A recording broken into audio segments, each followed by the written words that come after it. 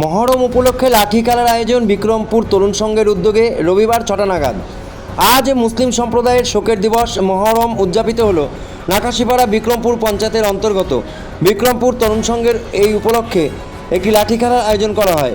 বিভিন্ন জায়গা থেকে আগত খেলোয়াড়েরা তাদের লাঠি খেলার প্রদর্শন করেন, আর মহরমের সেই লাঠি খেলার ছবি উঠে এলো আমাদের ক্যামেরায়।